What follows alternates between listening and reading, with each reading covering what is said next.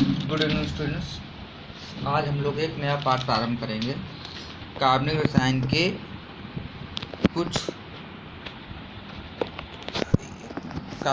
के कुछ मूल सिद्धांत तथा तकनीकें।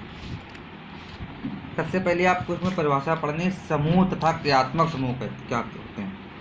किसी कार्बनिक यौगिक में उपस्थित परमाणु अथवा परमाणुओं का ऐसा समूह जिसके अपने विशिष्ट गुण होते हैं समूह कहलाता है, तथा वह समूह जो कार्बनिक यौगिक की क्रियाशीलता निर्धारित करता है उसका क्रियात्मक समूह कहलाता है। जैसे ये मेथिल अल्कोहल है, CH3 हो गया।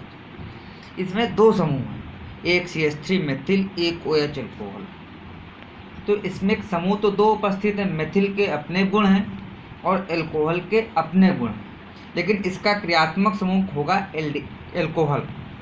तो परमाणु अथवा परमाणुओं का ऐसा समूह जिसके अपने विशिष्ट गुण हों वो क्या कहलाएगा, समूह कहलाएगा। उनमें वह समूह जो उसके क्रियाशीलता को निर्धारित करे अर्थात रासायनिक गुण निर्धारित करे वह उसके क्या कहलाएगा, क्रियात्मक समूह। जैसे एथिल क्लोराइड, आपने सबने सुना होगा। एथिल क्लोराइड का फार्मूला होता है C2H5Cl, एथिल क्लोराइड।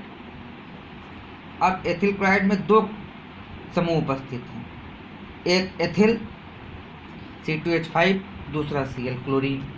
दोनों के अपने विशिष्ट गुण हैं, लेकिन इस यौगिक का क्रियात्मक समूह Cl अर्थात क्लोराइड है। क्योंकि इसके रासायनिक गुण से क्रियाशीलता किस पर निर्भर करेगी, इस क्लोरीन परमाणु पर निर्भर करेगी।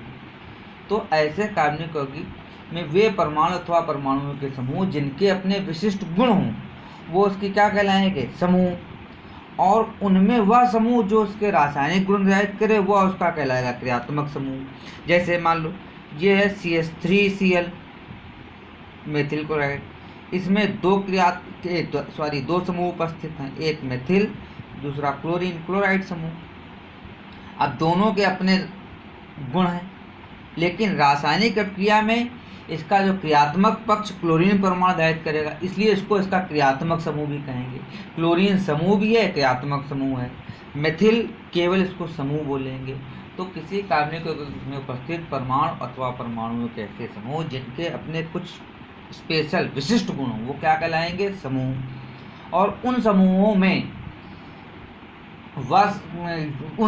वह समूह जो उसके रासायनिक गुण निर्धारित कराएगा क्रियात्मक समूह कहलाएगा।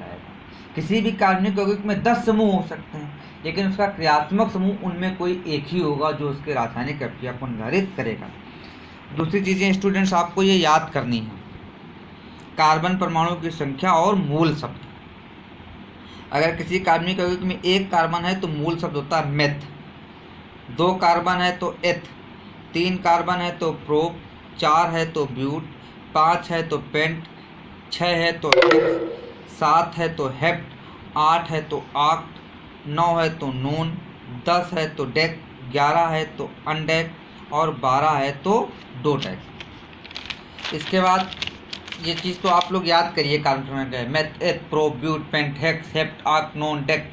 ठीक है, इस तरह से कार्बन परमाणु संख्या के आधार पर ये तो आप लोगों को याद करना है। यदि किसी आदमी में एक कार्बन है तो मेथ, 2 है तो एथ, 3 है तो प्रोप।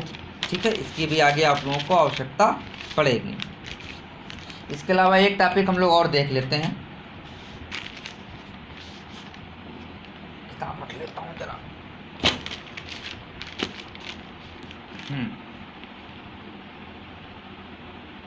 सजातीय